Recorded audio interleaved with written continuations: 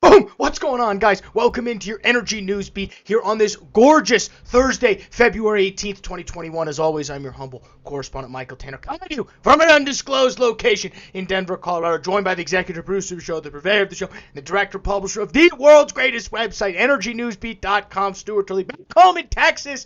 Are you cold still? Still cold. It's bear country, though. It is. It's definitely bear country.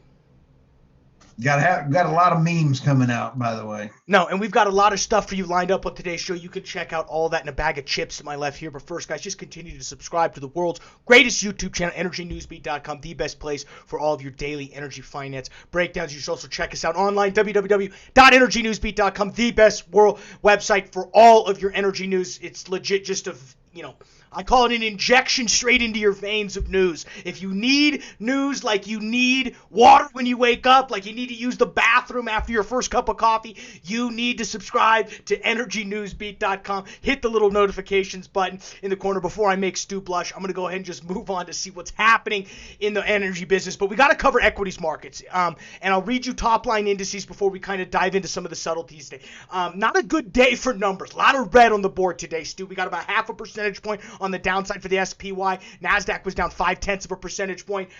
Dow Jones was only down about 0.3 of a percentage point. Two things that happened. One, Walmart produced a very bad quarter, which dragged both the Nasdaq and the SPY down heavily. They're down about 6 percentage points. Apple didn't do as well today as they reported lagging iPhone sales. Also on the jobs front, not good. Labor Department totaled 861 filing for unemployment last year. That's 861,000 people filing for unemployment insurance. That's well above the Dow Jones estimate of 773,000, according to the Labor Department. Here's the quote from Mike Loewengart. Some of these names people have, but it's fair enough. Chief Investment Officer over at E-Trade Financial. This is not the direction you want to see jobless claims going, but keep in mind that this could be a small bump in the road as the pace for vaccines continue to accelerate and cases are down the country. Yeah, I mean, there's the bull case. The bear case is we're in a bubble. Inflation, monetary policy is going crazy. We saw interest rates rising. They're now over 1.3 percentage points. The Fed has said they're not going to stop pumping money into the economy because they know what's still happening. So, I hate to say the word frothy because that's what you hear on CNBC all day, but it is frothy out there, Stu. I'll tell you on that front. Also, if you watched at all today, the GameStop hearings took place today, and I just wanted to state for the record, I am not a cat. So I just wanted to get that on the road. For those of you who watched, the guy Ken Gills, or AKA Roaring Kitty, who was on Reddit. That was the Reddit guy who started all of GameStop. He actually spoke in the hearing today. His name's Ken Gills, AKA Roaring Kitty. Legit the winner from this. They had the CEO of Robinhood. They had Ken Griffin from Citadel. They had the SEC lady. And the person who wins the debate, who wins the hearing, is AKA Roaring Kitty. And he has this great line where he looks at the camera. He says, "I will tell you a couple things I'm not. I am not a cat." And then I'm not an institutional investor. It was dying. It was one of the funniest things. But that's sad when a Reddit investor looks the most competent in this whole hearing. You have the CEO of Robinhood, the CEO of Citadel, the chairman of the not the chairman of Nasdaq. I think it was the SEC director. Someone from the Cato Institute was on there. They all looked like idiots compared to this just Reddit investor. So that's when you know our economy. If this is ever a sign of a top, it's this right here. Let's go ahead and move on to energy before I have an aneurysm here.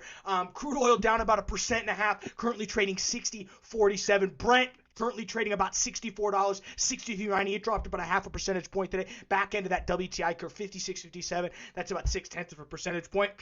We're just running out of steam on crude oil. I mean, Sue's going to run a story about the official selling price from Saudi being increased. It's looking like some of the signals are going to be, they're going to add that 1 million barrel back to the market. But remember, guys, the key on it's not just supply and demand with oil. It's also how strong is the U.S. dollar? You've heard of DXY versus CL. Well, that's because they're an inverse relationship. The stronger the dollar gets, the weaker oil prices get, and vice versa. We've seen a real strengthening of the dollar over the past couple weeks as things have turned around. That's next couple weeks, past couple days. That's partly why I think you're seeing a little bit of a turnaround on crude oil. And remember, interest rates are also. So don't just think, yes, it's a pure supply-demand commodity, but you got to think about what's that supply and demand being traded in. Well, it's U.S. dollars. So understanding how monetary policy works is key. We love DRW. He's going to be on the show tomorrow. He does a weekly pregame show with a guy named Mark Rossano, who does a fabulous job of covering all of the really technical stuff that's going on. I highly recommend checking that out. I will make sure to have it in the show notes here.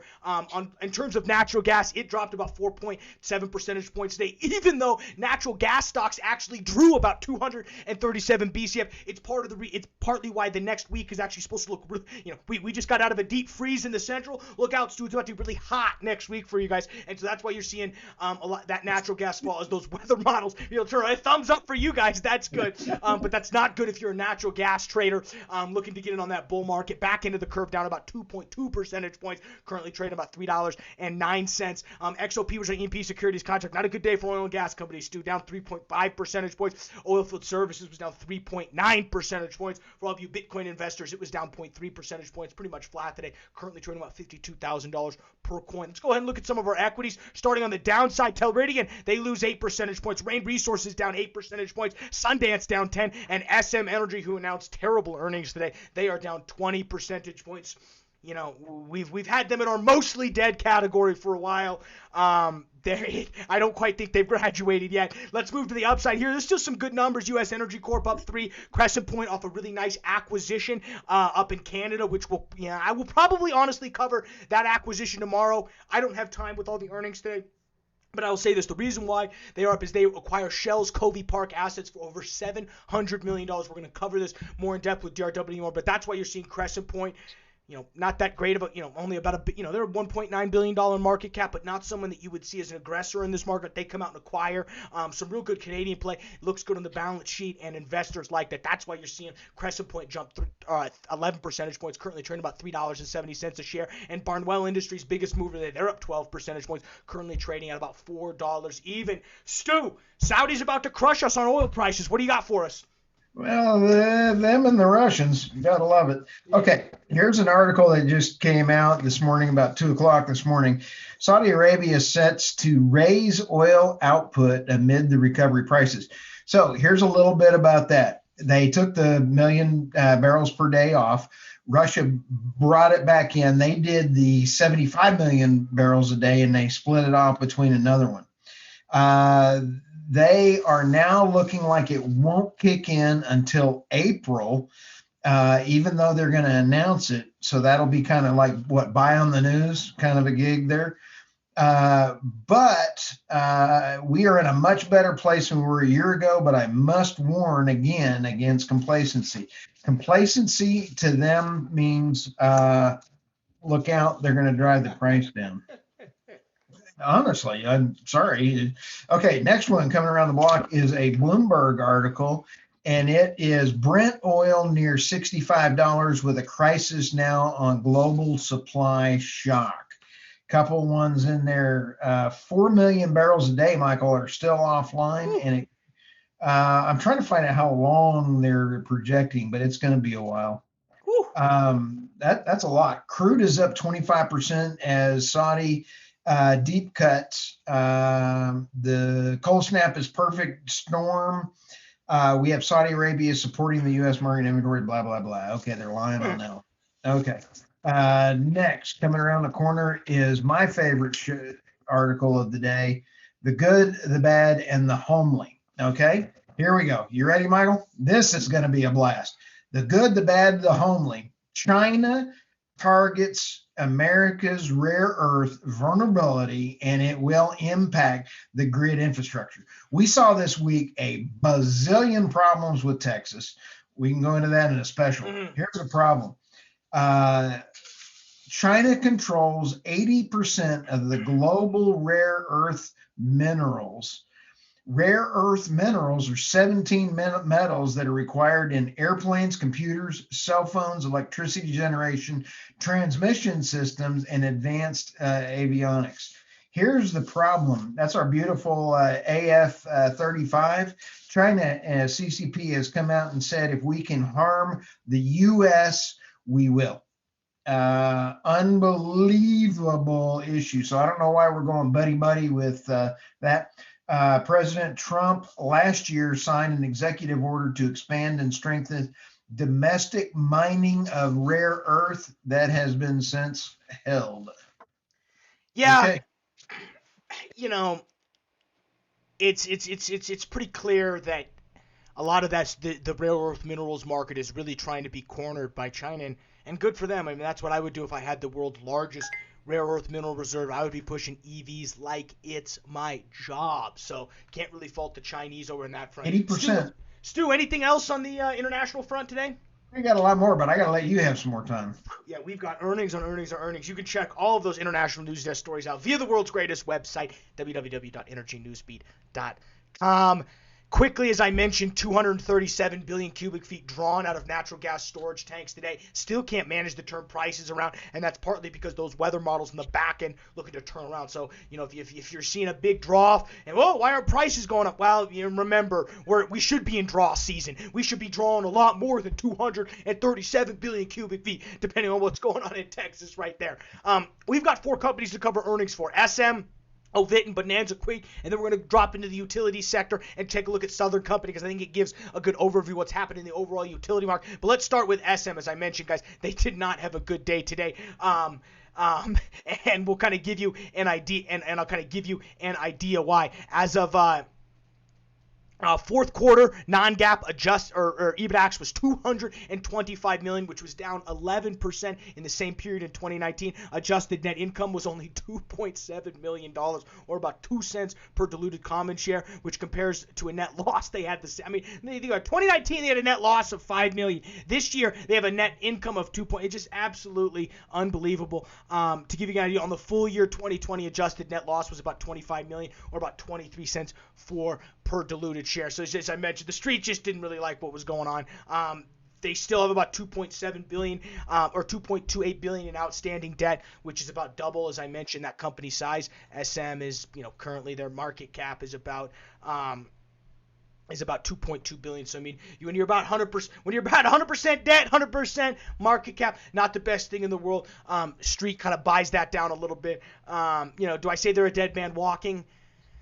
I don't know. If oil prices continue to come up, you might be able to get, especially with redeterminations, will be nice this time. These companies who underwriters will take this opportunity at $60 oil to make sure that they don't have to recall any of their RBLs. So I think they're going to get saved by this, but obviously the street's sending you a signal. Not a good year for SM, and I don't think the earnings back it up. The artist formerly known as Encanta, or as we call Ovinton, came out with earnings today of about 70 cents a share, which actually beat Zach's consensus of about 63 cents a share.